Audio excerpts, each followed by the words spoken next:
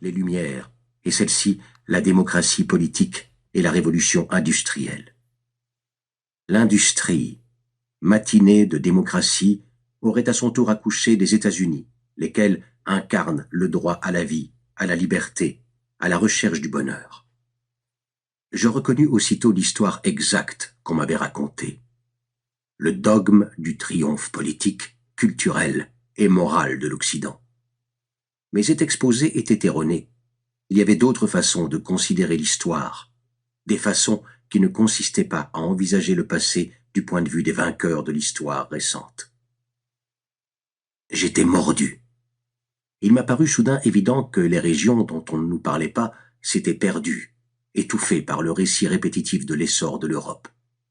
Je suppliai mon père de m'emmener voir la Mappamundi de Hereford, qui faisait de Jérusalem sa cible et son centre, l'Angleterre et les autres pays occidentaux étant déportés sur le côté, quasi négligeable. Quand j'entendis parler des géographes arabes, dont les ouvrages s'illustraient de portulans qui semblaient sans dessus-dessous et plaçaient la mer Caspienne au centre, je fus hypnotisé.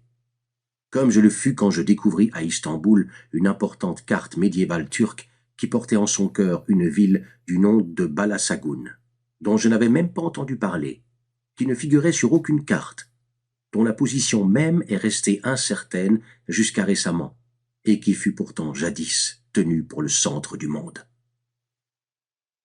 Je voulais en savoir davantage sur la Russie et l'Asie centrale, sur la Perse et la Mésopotamie. Je voulais comprendre les origines du christianisme envisagé depuis l'Asie, ce que les habitants des grandes villes du Moyen-Âge, par exemple Constantinople, Jérusalem, Bagdad et le Caire, avaient pensé des croisades. Je voulais découvrir les grands empires d'Orient, les Mongols et leurs conquêtes, comprendre à quoi ressemblaient deux guerres mondiales, non depuis les Flandres ou le front ouest, mais depuis l'Afghanistan ou l'Inde. J'ai donc beaucoup de chance de pouvoir apprendre le russe au collège, sous la houlette de Dick Haddon, brillant personnage qui avait travaillé dans les services secrets de la marine et qui tenait que la meilleure manière de comprendre la langue et la doucha, l'âme, de la Russie, était d'en pratiquer l'éblouissante littérature et la musique paysanne. J'eus encore plus de chance quand il proposa des leçons d'arabe aux élèves intéressés. Il fit connaître à une demi-douzaine d'entre nous la culture et l'histoire islamique, et nous immergea dans les beautés de l'arabe classique.